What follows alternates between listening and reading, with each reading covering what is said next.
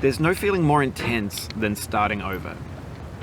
If you deleted your homework the day before it was due, as I have, or if you left your wallet at home and you have to go back after spending an hour in the commute. If you won some money at the casino and then put all your winnings on red but it came up black. If you got your best shirt dry cleaned before a wedding and then immediately dropped food on it. If you won an argument with a friend and then later discovered that they just returned to their original view. Starting over is harder than starting up.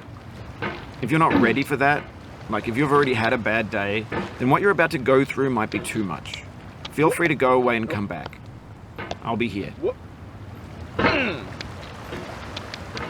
Alright, thanks for coming with me on this trip.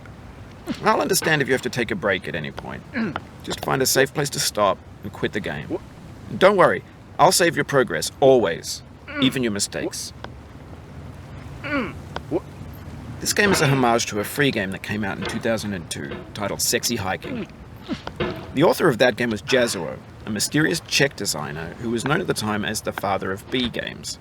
And B games are rough assemblages of found objects. Designers slap them together very quickly and freely, and they're often too rough and unfriendly to gain much of a following. They're built more for the joy of building them than as polished products. In a certain way, Sexy Hiking is the perfect embodiment of a B game. It's built almost entirely out of found and recycled parts, and it's one of the most unusual and unfriendly games of its time. In it, your task is simply to drag yourself up a mountain with a hammer. And that act of climbing, in the digital world or in real life, has certain essential properties that give the game its flavor. No amount of forward progress is guaranteed. Some cliffs are too sheer or too slippery. And the player is constantly, unremittingly in danger of falling and losing everything. Anyway, when you start Sexy Hiking, you're standing next to this dead tree that blocks the way to the entire rest of the game. It might take you an hour to get over that tree, and a lot of people never got past it. You prod and you poke at it, exploring the limits of your reach and your strength, trying to find a way up and over. And there's a sense of truth in that lack of compromise. Most obstacles in video game worlds are fake. You can be completely confident in your ability to get through them once you have the correct method or the correct equipment or just by spending enough time. In that sense, every pixelated obstacle in Sexy Hiking is real. The obstacles in Sexy Hiking are unyielding, and that makes the game uniquely frustrating. But I'm not sure Jazuo intended to make a frustrating game.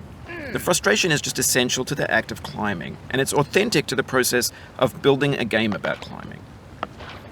A funny thing happened to me as I was building this mountain. I'd have an idea for a new obstacle, and I'd build it, test it, and it would usually turn out to be unreasonably hard. But I couldn't bring myself to make it easier. It already felt like my inability to get past the new obstacle was my fault, as a player rather than as a builder. Imaginary mountains build themselves from our efforts to climb them, and it's our repeated attempts to reach the summit that turns those mountains into something real.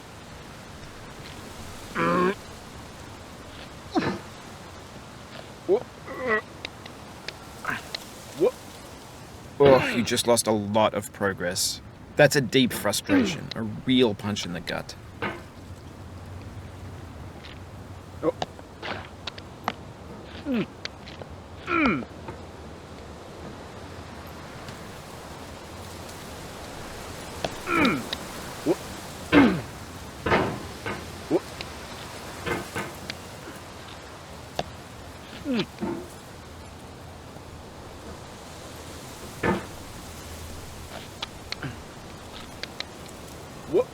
Oof, sorry about that.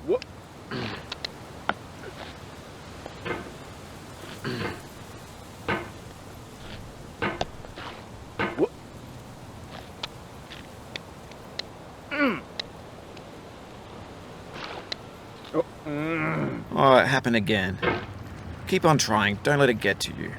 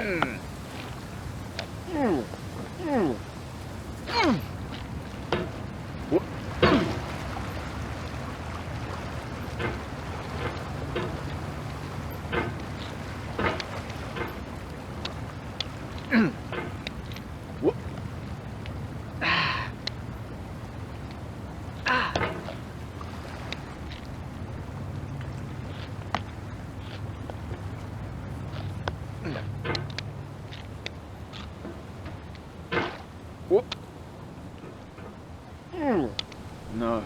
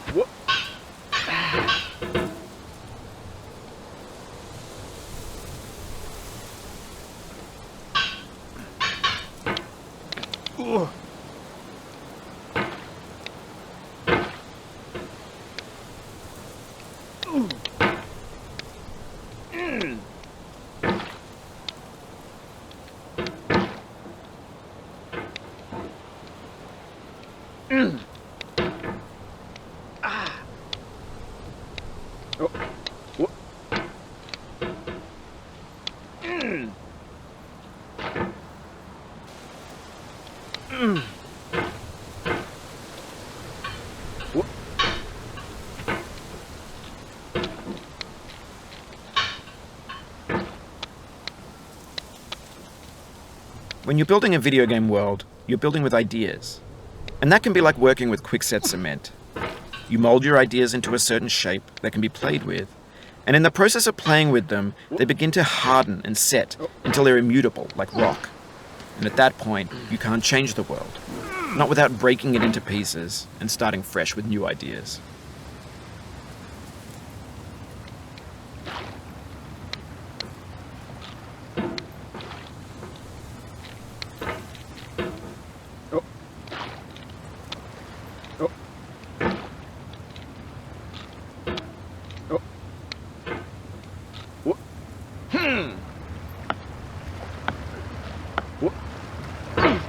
This thing that we call failure is not the falling down, but the staying down. Mary Pickford.